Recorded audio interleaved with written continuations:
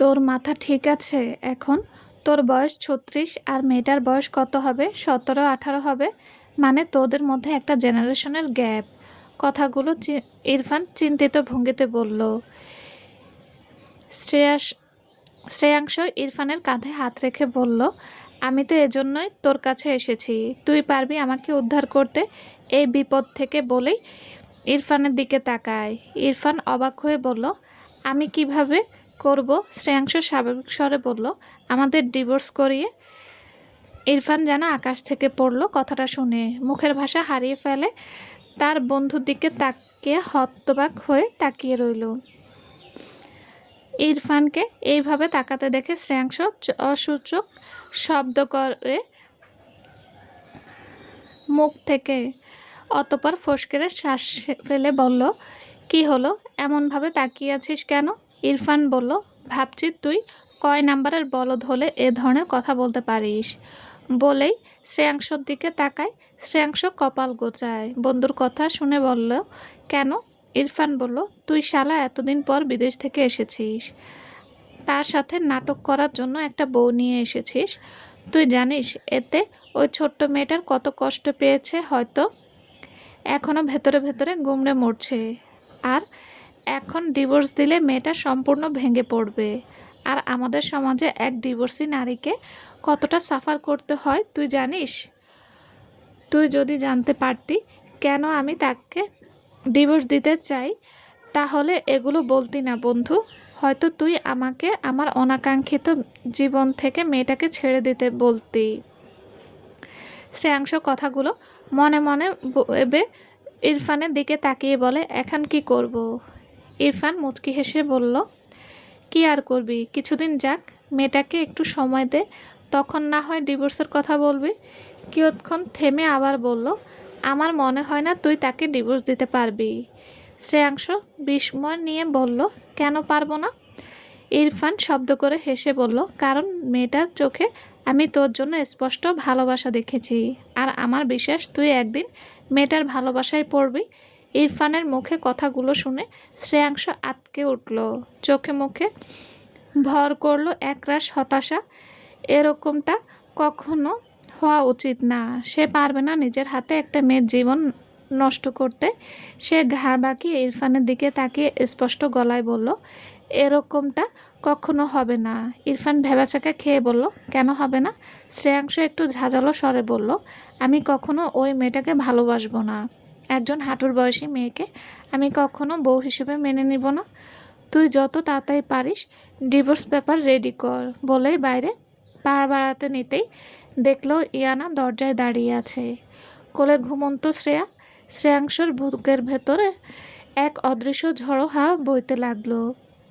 বারবার মনে হলো ইয়ানা তার কথাগুলো শুনে নেয়নি তো। শ্রেয়াংশর ডান হাতটা অনবরত কাঁপতে লাগলো। সবার অগোচরে পকেটে হাতটা ভরে ইয়ানাকে পাশ কাটিয়ে চলে গেল বাইরে। সে সব শুনেছে। শ্রেয়া ঘুম চলে আসায় ইয়ানা এসেছিল কোন ঘরে বাচ্চাকে শোয়াবে তা জানতে, কিন্তু দরজায় পা রাখতেই শ্রেয়াংশর কথাগুলো শুনে বুকের ভেতরটা ভারী হয়ে যায়। ইরফান বুঝতে পারল না কি এমন বলল যার জন্য এতটা রেগে কথাগুলো বলল শ্রেয়াংশ। অতবার দীর্ঘশ্বাস ফেলে এগিয়ে এসে ঠোঁটে জোরপূর্বক হাসি টেনে বলল, ভাবি আপনি এই ঘরে থাকুন শ্রেয়াকে নিয়ে। বলেই বাইরে চলে গেল ইরফান। মেয়েটার জন্য ইরফানের সত্যিই খারাপ লাগছে। সে জানে একতরফা ভালোবাসা কতটা ভয়ঙ্কর হয়। ইয়ানা আলগোছে শ্রেয়াকে বিছানায় শুয়ে বারান্দায় চলে গেল। যাকে না দেখেই এই ২.৫ বছর ধরে ভালোবেসে এসেছিল, তার মুখ থেকে এতগুলো তিক্ত কথা শুনে ইয়ানা যেন নিজের অস্তিত্বটাই ভুলে গেল মেয়েটা। কিন্তু অন্যদিনের মতো কেঁদে ভাসালো না, শুধু অনুভূতিহীনভাবে আকাশের দিকে তাকিয়ে রইল। তাকে তো ভালোবাসার জন্য আরেকটি বিয়ে করে আনেনি তার স্বামী, বরঞ্চ তাকে ঘাট থেকে নামানোর জন্য আরেকটা বিয়ে করে এনেছে। সে হলো উদ্ভাসত্ব, যার কোনো ঘর নেই। কাজ আজকে চৌধুরী বাড়িতে আছে, কালকে রাস্তায় দাঁড়াতে হবে না। কে বলল? আসলেই সে সবাইকে ভালোবাসলেও তাকে কেউ ভালোবাসল না। হয়তো তার নিয়তি এমনই লেখা আছে। শ্রেয়াংশ গাড়িতে বসে একটার পর একটা ইঞ্জেকশন নিজের হাতে পুশ করছে, না হলে তার অবস্থা আরও বেগতিক হয়ে যাবে। এখন তো শুধু হাত কাঁপছে, একটু পর পুরো শরীর থরথর করে কাঁপতে কাঁপতে লুটিয়ে পড়বে মেঝেতে। শ্রেয়াংশ নিজের দুর্বলতা কাউকে দেখাতে চায় না, তার জন্য কেউ টেনশন করুক সে চায় না। তাই গাড়িতে এসে কাঁপা কাঁপা হাতে দিয়ে নিজের শরীরে নিজেই ইঞ্জেকশন দিচ্ছে।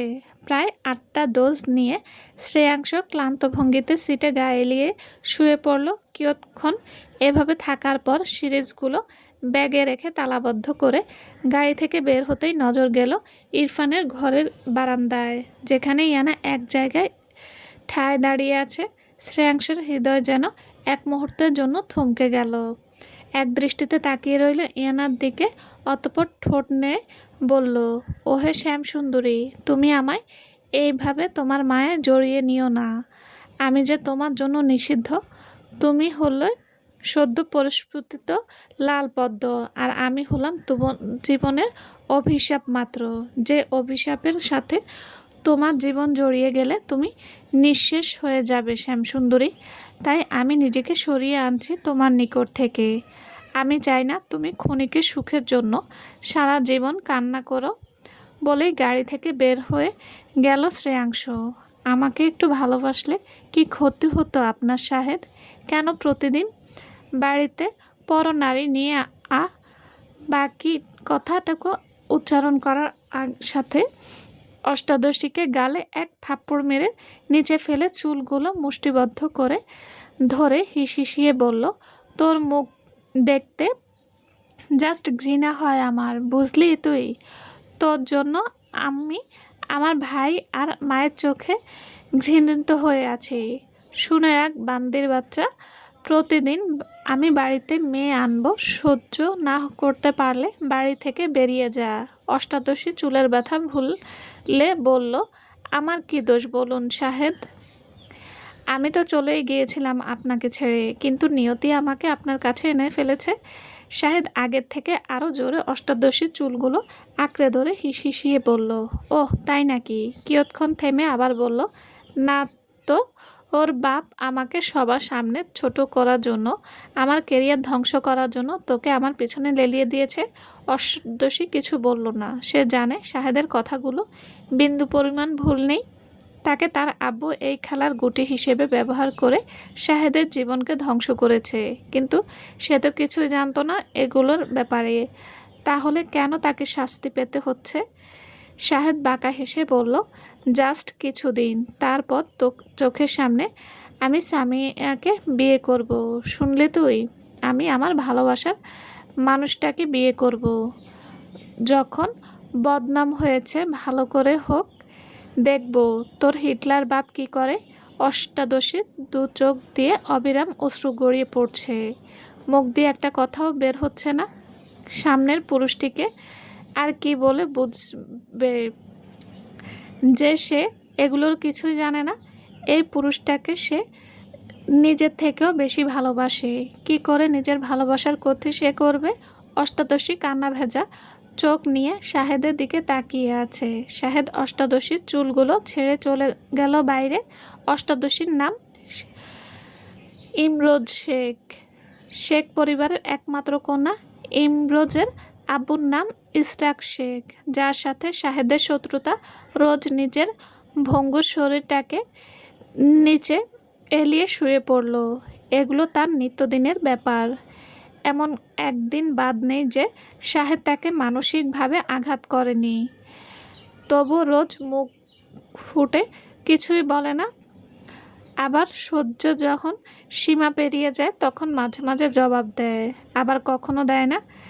রোজ শাহেদের যাওয়ার দিকে তাকিয়ে বলল, আপনি তো আপনার ভালোবাসার মানুষটাকে পাবেন শাহেদ, তাহলে আমি কেন পেলাম না আপনাকে? বলে ডুকরে কেঁদে উঠল রোজ। সন্ধ্যা 7টা, চারদিকে প্রচণ্ড বেগে বৃষ্টি হচ্ছে, তার সাথে ঝড়ো হাওয়া। অতিরিক্ত ঝড়ে হওয়ার কারণে আশেপাশের গাছগুলো মরমর করে ভেঙে রাস্তায় পড়ছে। মাঝে মাঝে অন্ধকার আকাশের বুক চিরে নেমে আসছে বিজলির টাস টাস শব্দ। এই গগন ফাটানো আওয়াজে পুরো ধরনী যেন থরথর করে কেঁপে কেঁপে উঠছে। আকাশের এই অবস্থা দেখে ইয়ানা খুব চিন্তিত। কিভাবে বাড়ি যাবে সে চিন্তা। সে সোফায় বসে বসে শ্রেয়াকে খাওয়াচ্ছে আর শ্রেয়া পুতুল খেলছে। ইয়ানা শ্রেয়াংশ জিজ্ঞেস করতে চায় কখন বাড়ি যাবে, এটা ভেবে উসখুস করছে, কিন্তু লজ্জায় মুখ দিয়ে কথা বের হচ্ছে না। ইরফান তার কপালে 2 আঙ্গুল ঘষে বলল, এত ঝড়ো বৃষ্টির মধ্যে কিভাবে যাবি তুই? তার থেকে আজ রাতটা থেকে যা, কালকে সকালে চলে যাবি। শ্রেয়াংশ কপালে ইয়ানার চিন্তিত মুখের দিকে তাকিয়ে বলল, আম্মা চিন্তা করবে। ইরফান শ্রেয়াংশর পিঠে চাপড় মেরে বলল, তুই যদি এত ঝড় বৃষ্টির বাইরে যেতে চাস তাহলে আন্টি চিন্তা করবে, তার থেকে আজকে রাতটা থেকে যা ভাই, কালকে চলে যাবি। এরই মধ্যে বিজলির টাস শব্দ হওয়ার সাথে সাথে পুরো বাড়ি অন্ধকারে নিমজ্জিত হয়ে গেল। শ্রেয়া চিৎকার করে বলল, আম্মু, বলেই ইয়ানার বুকে ঢুকে গেল। ইরফান আর শ্রেয়াংশ আপন আপন ফোনের ফ্ল্যাশ লাইট জ্বালিয়ে এগিয়ে গিয়ে দেখল শ্রেয়া ভয়ে ইয়ানার বুকের সাথে লেপ্টে আছে। ইয়ানা শ্রেয়ার পিঠে হাত দিয়ে বলল, আম্মা কি হয়েছে আপনার? এই তো আমি এইখানে, বলে শ্রেয়াকে জড়িয়ে ধরে শ্রেয়াংশর ঠোঁটের কোণে এক চিলতে হাসি ফুটল। ইরফান ইয়ানার কথা শুনে শ্রেয়াংশের কানে কানে বলল, তুই অনেক লাকি, এর জন্য এই বয়সে এমন হিরে পেয়েছিস, বলে একগাল হাসল ইরফান। রাত 10টা। ইরফান আর শ্রেয়াংশ দুজনে রান্নাঘরে রান্না করছে। রান্নার মাঝে হাঁড়ি পাতিলের টুংটাং শব্দ আর তাদের হাসির শব্দ শোনা যাচ্ছে। আর ইয়ানা শ্রেয়াকে নিয়ে পাশের রুমে আছে। শ্রেয়া ঘুমে কাদা, তার পাশেই বসে ইয়ানা মাথার হিজাবটা খুলতে ব্যস্ত। সেই সকালে পরে এসেছে, এখনও খোলেনি বেচারি। ভেবেছিল বাড়িতে গিয়ে খুলবে, তার হলো কই। তাই ঘরের মিটমিটে মোমবাতির আলোতে হিজাব খুলছে। বাইরে বৃষ্টি কমে এলেও বজ্রপাত কমেনি। একটু পর চারদিক আলোকিত হয়ে গগন কাঁপানো শব্দ হচ্ছে চারদিকে। শব্দ হওয়ার সাথে সে সতর্ক দৃষ্টিতে শ্রেয়ার দিকে তাকাচ্ছে। শ্রেয়া ইয়ানার আঁচল ধরে আরামে ঘুম পড়েছে। একটু নিচু হয়ে শ্রেয়ার কপালে ঠোঁটের উষ্ণ ছোঁয়া দিয়ে আবার হিজাব খুলে চুলের খোপা খুলে দেয়। সাথে সাথে পিঠ অবধি কালো কেশরাশিগুলো ঝরঝর করে ছড়িয়ে পড়ল। মোমবাতির আবছা আলোতে ইয়ানাকে চুল ছেড়ে আরও যেন মোহনীয় লাগছে। ইরফান তার মায়ের একটা লাল পাড়ের সুতির শাড়ি দিয়েছে আজকে রাতে পরার জন্য। এত ভারী কাপড় পরে রাতে ঘুমাতে পারবে না সেজন্য ইয়ানা প্রথমে গাইগুই করলেও পরে নিয়ে নেয়। একবার দরজার দিকে তাকিয়ে আস্তে আস্তে শাড়ির পিনগুলো খুলে আস্তে আস্তে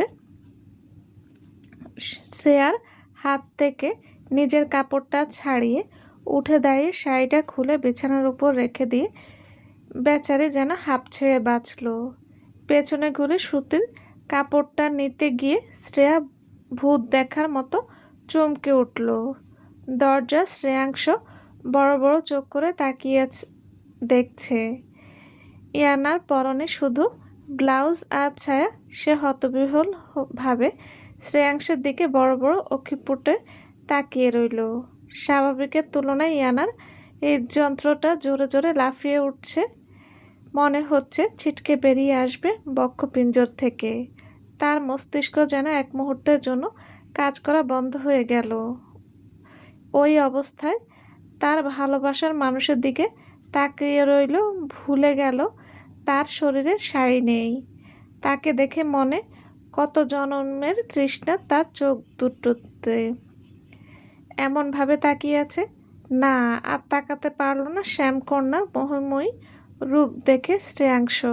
সে এলোমেলোভাবে দৃষ্টি ফেলে যেভাবে ঢুকেছিল সেভাবে বেরিয়ে গেল। এই মেয়ের সামনে যতবার সে পড়েছে ঠিক এই ঘটনাগুলো ঘটেছে তার সাথে। হন হন করে চলে গেল রান্নাঘরের দিকে।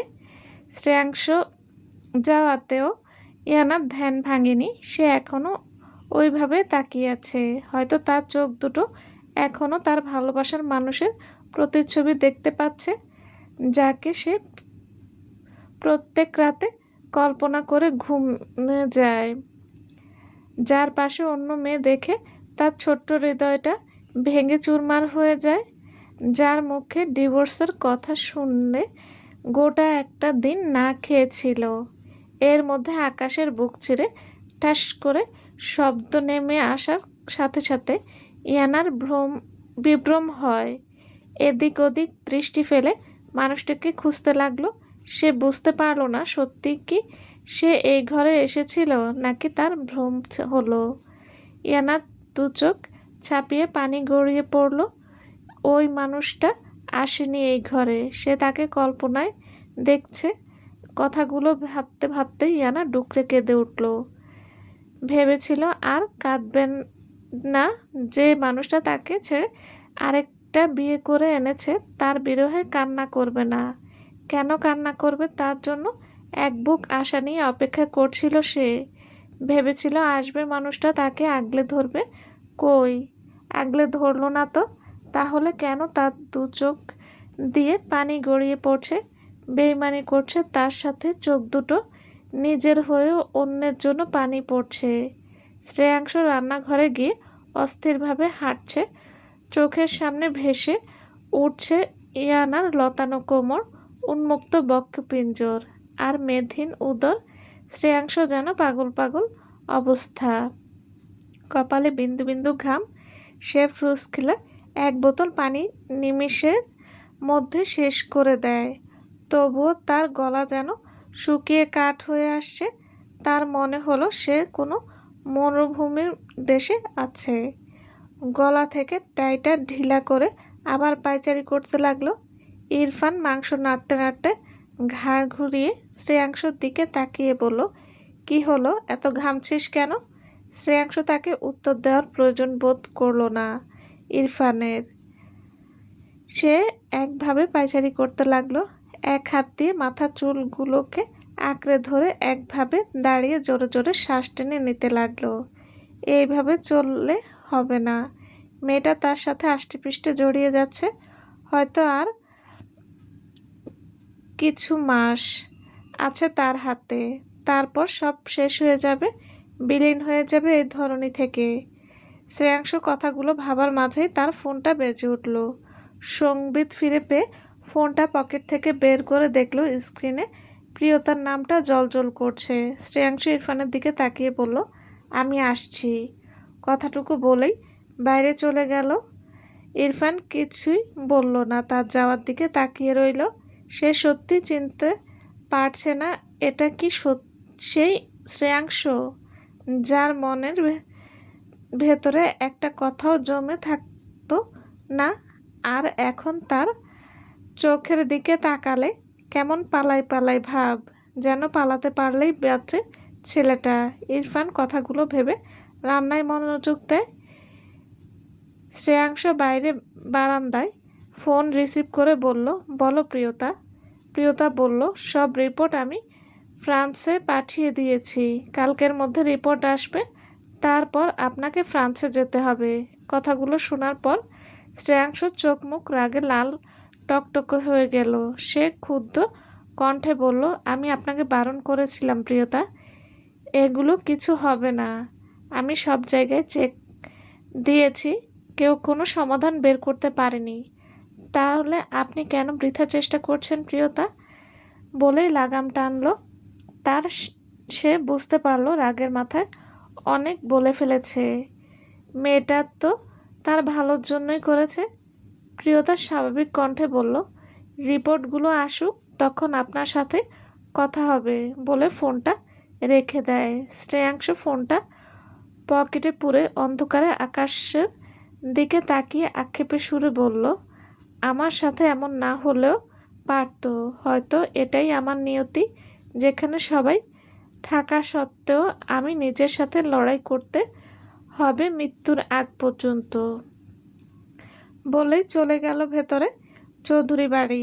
সবার রাতের খাওয়া দাওয়া করতে ব্যস্ত।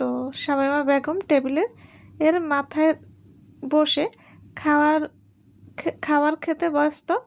তার পাশেই শ্রাবণ বসে আছে, শ্রাবণের পরে রিমঝিম, তারপরে নিশা বসে আছে। টেবিলের ওপাশে বসে আছে প্রিয়তা, খেতে খেতে শ্রাবণের দিকে তাকাচ্ছে। সে ভেবে ছেলেটা কিভাবে মাথা নিচু করে খাওয়া দাওয়া করে যাচ্ছে, একবার মুখ তোলার প্রয়াস করছে না। মুখের অভিব্যক্তি দেখে বোঝার জো নেই ছেলেটা আনন্দ পাচ্ছে না দুঃখ পাচ্ছে। প্রিয়তা যত শ্রাবণকে দেখছে তত অবাক হচ্ছে। এর মধ্যে শ্রাবণ খাওয়া দাওয়া করে উপরে চলে গেল। রিমঝিম শ্রাবণের যাওয়ার দিকে তাকিয়ে ঘাড় ঘুরিয়ে তার মাকে বলল, মেয়েটার কি করবে এখন? শামীমা রিমঝিমের কথা শুনে হাতের লোকমাটুকু প্লেটে রেখে বলল, কার কথা বলছো? রিমঝিম মনে মনে ক্ষুব্ধ হলো তার মায়ের কথা শুনে, তবুও মুখে লম্বা হাসি টেনে বলল, কেন মা, তোমার বড় বৌমার কথা বলছি। প্রিয়তা এবার একটু নড়ে চড়ে বসলো। সেও জানতে চায় শ্রেয়াংশ চৌধুরীর বর্তমান স্ত্রী কোথায় থাকে, আর তাকে নিয়ে এই রিমঝিম মেয়েটা কেন এত ঘাটাঘাটি করে। শামীমা শান্ত স্বরে বলল, কালকে ঘটক দেখেছি, শুধু ডিভোর্সটা হোক এটাই আমি চাই। রিমঝিম তেতে বলল, তুমি কেন ওই অশিক্ষিত খ্যাত মেয়েটাকে বিয়ে দেবে মা? তাকে পাঠিয়ে দাও গ্রামে, তার মাতাল বাপ তার বিয়ে দেবে। শামীমা কাটকাট গলায় বলল, এনাকে আমি এই বাড়ির বড় বউ করার আগে মেয়ে হিসেবে নিয়ে এসেছি, তাই আমার মেয়েকে কোথায় বিয়ে দেব না দেব সেটা তোমায় বলে দিতে হবে না। রিমঝিম দমে গেল মায়ের কথা শুনে। সে বুঝতে পারল মাকে হাজার বুঝিয়েও কাজ হবে না, সেই একই গীতে গাইবে। তাই রিমঝিম প্রিয়তার উদ্দেশ্যে বলল, তোমার স্বামী তার আগের স্ত্রীকে নিয়ে বাইরে গিয়েছে, আর তুমি কিভাবে এত ঠান্ডা হয়ে বসে আছো? প্রিয়তা হচকিয়ে গেল কথাগুলো শুনে। সে আমতা আমতা করে মিথ্যে বলল, আমি জানি উনি আমাকে বলে গিয়েছে। রিমঝিম কপাল কুঁচকে বলল, গ্রামের মেয়েরা জাদুবিদ্যা জানে যখন তোমার স্বামীকে নিজের বশে করে নেবে তখন বুঝবে, বলে মুখ বাঁকালো রিমঝিম। শামীমা রিমঝিমের কথা শুনে হতাশা ভরা কণ্ঠে বলল, তোমার মুখের কথা শুনে নিজেরই লজ্জা লাগছে রিমঝিম। আচ্ছা, মেয়েটা তোমার কি ক্ষতি করেছে যার জন্য এই কথাগুলো বলতে তোমার বাধলো না? রিমঝিম ঝাঁঝালো স্বরে বলল, তুমি আমার ভাইয়ের জীবনটাকে ধ্বংস করেছো মা, ওই অশিক্ষিত মেয়েটার সাথে বিয়ে দিয়ে। সেজন্য আমি মেয়েটাকে দেখতে পারি না বলেই মুখ ঝামটা দেয়। শামীমা কিছু বলল না। এই মেয়ের সাথে কথা বলা না বলা সমান। তাই রাগী চোখে একবার তাকায় রিমঝিমের দিকে, অতঃপর চলে গেল তার ঘরে। এদিকে রিমঝিম চলে গেল তার ঘরে। সে ভাবল তার কথাগুলো তো একটা মিথ্যে নয়। এই মেয়ের জন্য তো তার ভাই সব ছেড়ে ছুড়ে চলে গিয়েছিল বিদেশে। বাবা থাকা সত্ত্বেও বাচ্চাগুলো 2.5 বছর এতিমের মতো মানুষ হয়েছে। এগুলো তার মায়ের চোখে পড়ে না। উঠতে বসতে ইয়ানা আর ইয়ানা। কিয়ৎক্ষণ বাদে প্রিয়তা উসখুস করতে করতে নিশার দিকে বলল, আচ্ছা, ওই মেয়েটা কি এ বাড়িতে থাকে?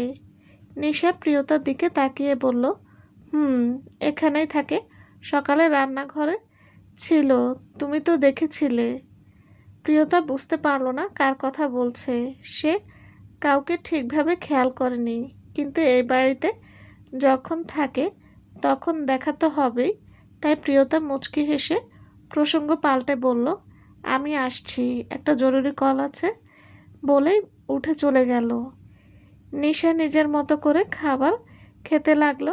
তার বেশ লাগছে সবার ঝামেলা দেখতে। সে তো এটাই চায় বাড়িটা ভেঙে যাক, আর সে তার স্বামীকে নিয়ে আমেরিকায় সেটেল হয়ে যাবে। রাত 1টা, চারদিকে ঝিঝি পোকার ডাক বিদ্যমান। দূর থেকে স্ট্রিগাল আর নাম না জানা নিশাচর প্রাণীগুলো থেমে থেমে ডেকে উঠছে। তাদের ডাকে রাতটা যে আরও ভৌতিক আর দমবন্ধ হয়ে উঠেছে। ইয়ানা শ্রেয়া খাটে শুয়ে আছে, আজ শ্রেয়াংশ সোফায়। ইয়ানা বলেছিল শ্রেয়াংশকে খাটে শুতে, কিন্তু শ্রেয়াংশ জোর করে সোফায় শুয়েছে। ইয়ানা আর কিছু বলেনি। লজ্জার মাথা খেয়ে অতটুকু বলতেই তার পুরো শরীর থরথর করে কেঁপে উঠেছিল। এর মধ্যে শ্রেয়া গুনগুন করে কান্না করে উঠল। ইয়ানা গভীর ঘুমে। শ্রেয়াংশ জেগে থাকায় এক মুহূর্ত দেরি না করে উঠে এসে শ্রেয়াকে কোলে তুলে বলল, কি হয়েছে আম্মা? শ্রেয়ার কান্না বন্ধ করে পিট পিট করে চোখ খুলে শ্রেয়াংশর মুখের দিকে তাকায় ভ্রু কুঁচকে। শ্রেয়াংশ শ্রেয়ার এমন চেহারা দেখে মনে মনে আল্লাহকে ডাকলো বাচ্চাটা যেন না কেঁদে ওঠে। শ্রেয়া আদো আদো বলিতে বলল, তুমি আমাকে কেন কোলে নিয়েছো? শ্রেয়াংশ আদুরে স্বরে বলল, তুমি একটা পরী, তাই তোমাকে কোলে নিয়েছি বলে গাল টেনে দেয়। শ্রেয়া গালে হাত দিয়ে বলল, আমি পলি না, আমি আম্মু বলেছে পলিলা আকাশে উড়ে, আমি তো আকাশে উঠতে পারি না।